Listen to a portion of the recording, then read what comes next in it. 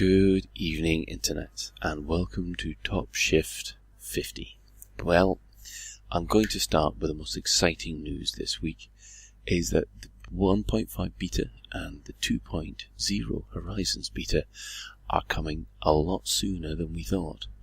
1.5 will be released early next week, probably the week of the 9th, they say. So we don't know exactly when on that week, but yeah, that's what they're aiming for.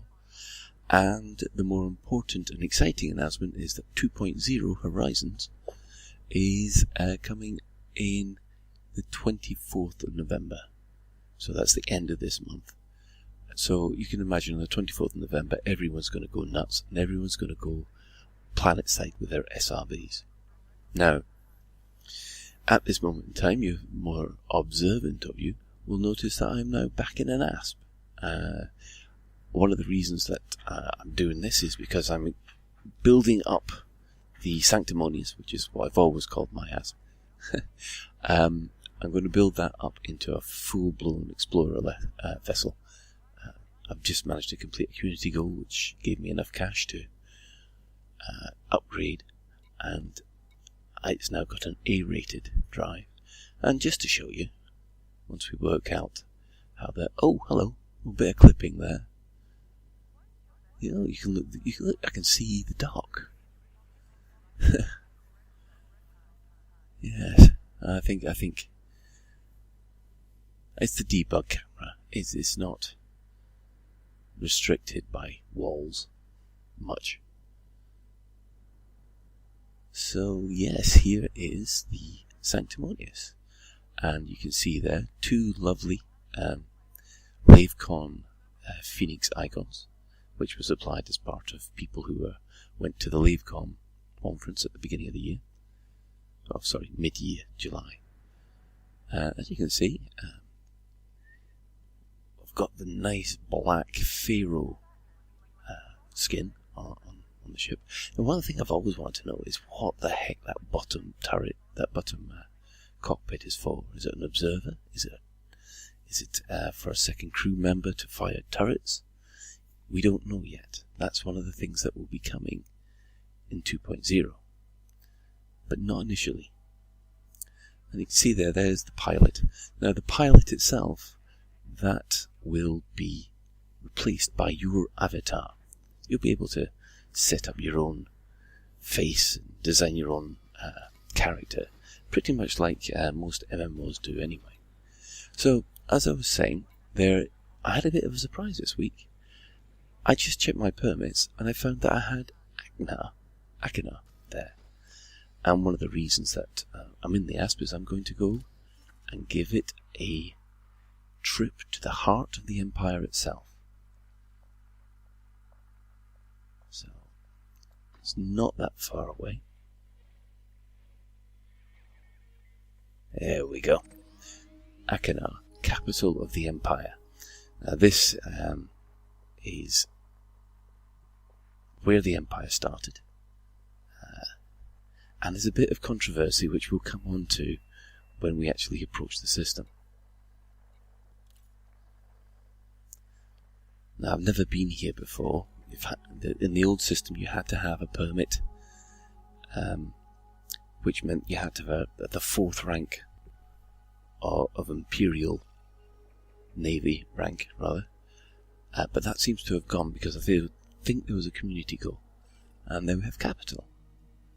And you can see the beginning of the controversy right there because it says it's a water world. And yeah, which was a bit odd.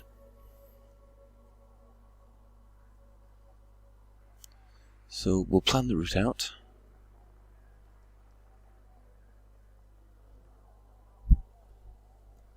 There's plenty of other stations. Most of the other planets here are actually terraformed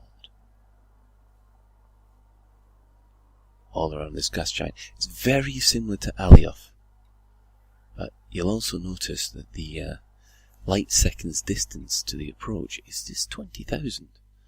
That's actually quite high.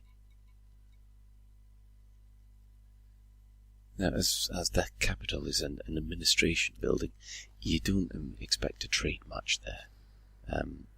Basically, those kind of stations just consume everything and just give you poo, like bio-waste. Oh, it's been quite a while since I flew in the Asp, so here we go. After coming out of the Python, coming back to the Asp in this massive cockpit, it just gives you a sense of ship released. Engines engaged. Scale. Now, there are other members of the Lave Radio crew who do not like the sound of the Asp. Personally, I quite like it. It's got a nice, deep, throaty... Ooh, Python.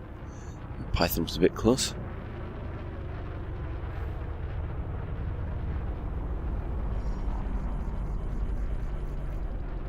Of course, if I collided with him going faster than 100, some of the rumours that came in, I think, at 1.3 would have meant that we got fined and have a bounty put on us.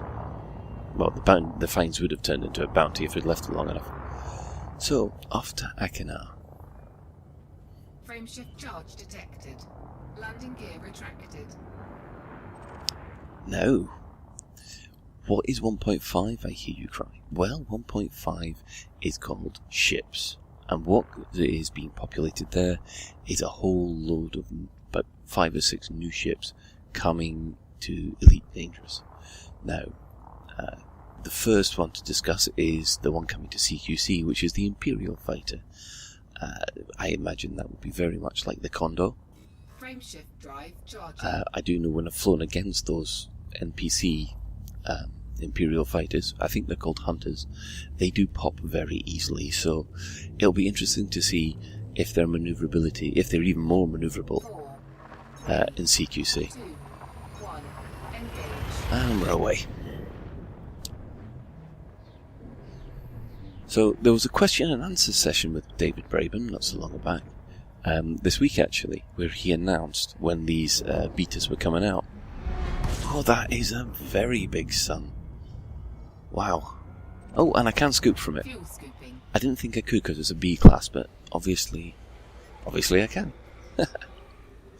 So, looking through the new things that are coming up, we've got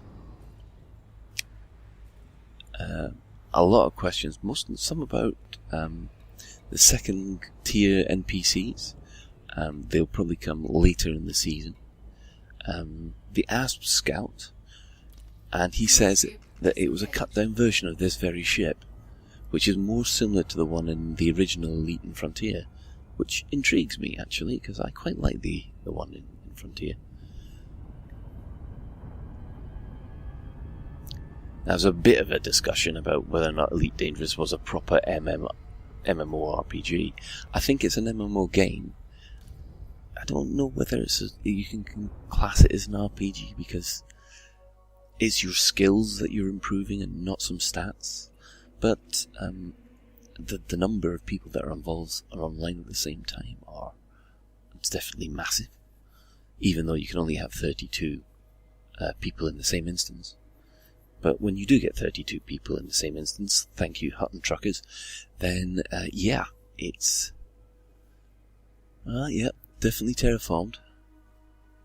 Yeah, when you get 32 people in the instance, then it certainly does feel busy. So there is Capital, which is, as I said before, the administrative centre of the Empire. Now, the problem that seems to have occurred is in the original version of Frontier and First Encounters, that was an Earth-like world. But as we approach it, you will see that it's not an Earth-like world, yet it's vastly populated. So, I think the problem was that someone queried this at Frontier, and the response was, it's always been an Earth, it's always been a water world. To which a lot of people went, well, that doesn't make much sense. What about all the fiction that's been written about it, and all this background information? We were expecting it to be an Earth-like. But we do know that Mr. Brooks is looking at this, so there'll either be a retcon explaining why it's a water world. I mean, it might have changed to a water world, we don't know. Global warming and things like that. Or there might be a change in a future version to move this back to an Earth-like. And it's on the forums, it's been surprisingly a popular subject for discussion, but we've had nothing formal yet.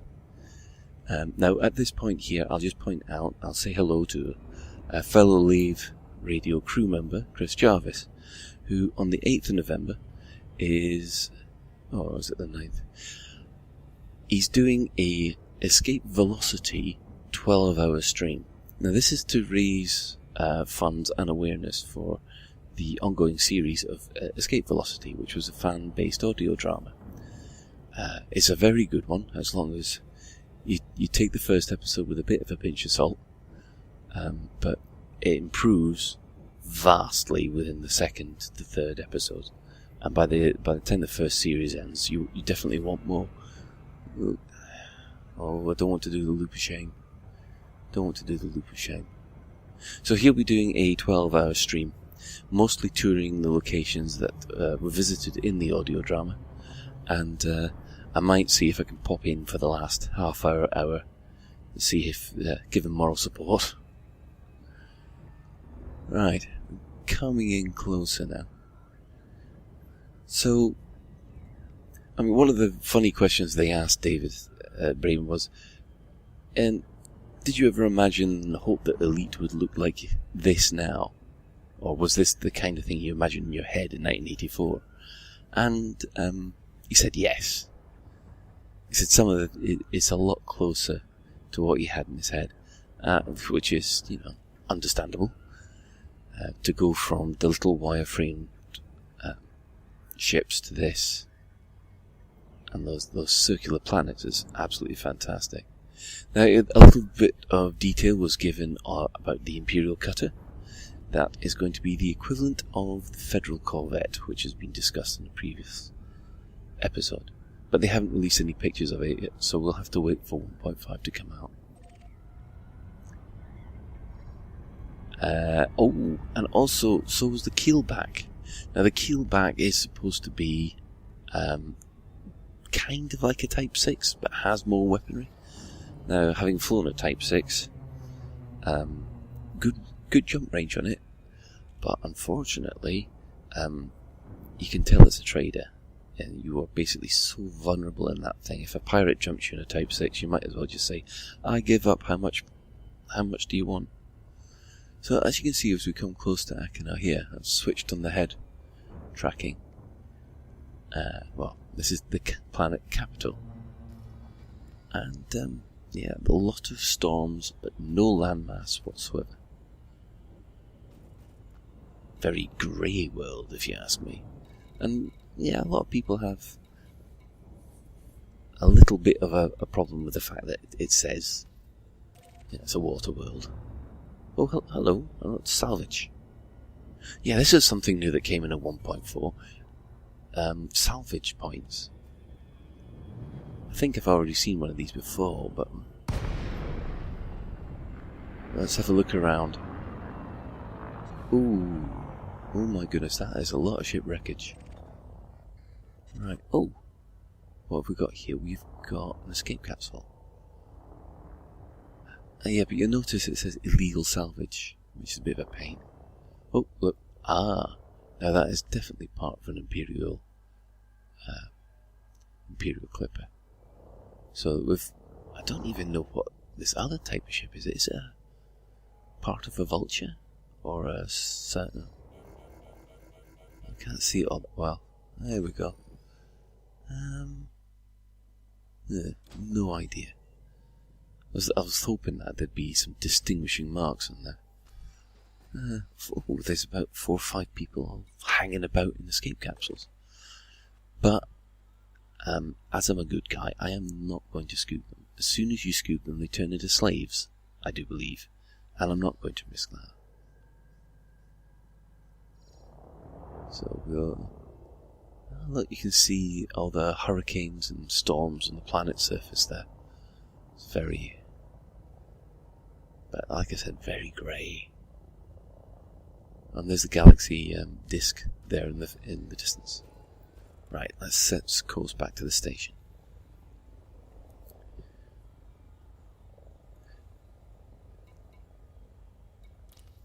So the other things to go across is that they asked about raising the 32 player cap, and it's not all down to the player experience. Mostly they can raise the cap, Frameshift drive but it all charging. depends on the quality of the people's connections. 4, 3, We've got enough rubber 2, banding as it is, 1. Engage. so it might be an idea just to leave that until basically the internet speeds up a bit. Now, the SRVs that are going to be in Season 2, they were not just limited to the kind of buggy, sand dune buggy ones that we've seen so far in the videos. There's going to be several different types. But some of the videos that we've seen, such as raiding stations and coming across docking station, where you see the ships actually landing on spaceports, they all look to be pretty impressive. Even down to the light shadows on the planet's surface as you fly over it. There has been a little bit of a complaint that you can't see your tyre tracks, but the amount of effort to leave tyre tracks on the airless worlds is going to be quite something. Now, another thing he said was that someone asked about Thargoids, his response was, well, there's a tease for you. But he did drop something about other non-Thargoid species. Wow. Look at the size of that one. Now, I expect this one to be a pristine pristine station, you know, all apple store white and palm trees inside, because it is the capital. Now, apparently the navigation for landing is quite impressive. You'll find points of interest and a planetary map that you can use to navigate and select landing points. Right, we'll just dock up here. Oh, and for Commander Snuffler, yes, they're doing a crate. Docking request. You'd like to see the crate in there, so... Apart from that, there seems to be more CQC maps on the way, and they will be coming out bit by bit during Season 2, so it's going to be quite an intense one. I've got to get back into CQC, because I am missing a bit of pew-pew from time to time. Landing Here we gear go. deployed. Nice and easy.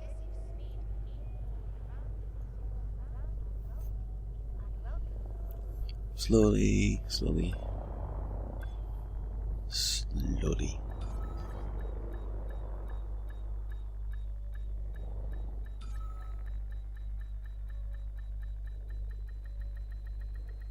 Docking And there we have it. successful. Engines disengaged. After all this, I have finally managed to visit all 3 of the faction capitals. So that's the Alliance, the Valioth, Sol with the Federation, and finally capital itself at Dozhub. So, let's see. Oh, I've actually got proper news. Yeah. Fair enough, that's different. I haven't seen news articles about for quite a while. Normally these are generated by other players. They're submitted to Frontier, and if Frontier deem that they're worthy enough, they get put in the news feeds for local systems. And I must admit, that's the first time I've actually seen them. Obviously, the capital systems are a bit more popular than the outlining systems.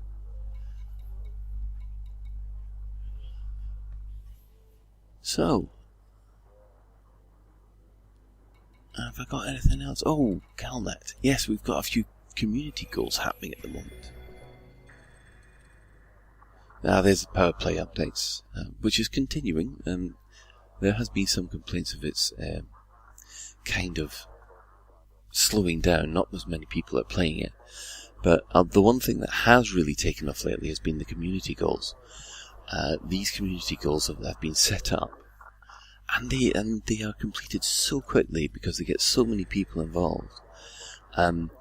Community goals I wasn't really sure of to begin with, but now that the community has taken it to heart, and now that they've got their own player factions to work for, it does seem to have invigorated a lot of people to take part. But I think that was a little bit too far away from me at the moment. So let's fuel up and refuel. Right. Well, thanks for joining me on this little quick trip. Obviously, with 1.5 coming quite soon, I've had to move the tabletop version that we did a Fantastic on back to another time. We'll put that out when things are a little quieter. I'd just like to thank everybody who took part of the games at Fantasticon, because we had a great time and it was good to see it play out so well. Zach and Ed, I am so sorry for mixing you up all the time. It's just me being scatty and having a lot of things on my mind, trying to run the game. So, Fantasticon happened up in Hull. It was great. I don't think anybody complained. Most of the people had a good time that attended. So, that was the Nerf War. You just couldn't believe what was happening in the Nerf War. I think everybody had turned into Arnold Schwarzenegger. But I'll be doing a new 1.5 video at 51. And one of the things that I'll be doing in the future is I'll be starting to do more live Twitch streams. So you'll be getting a few Top Shift lives coming soon. So I think that will have to be it for the moment. So thank you everybody, and good night.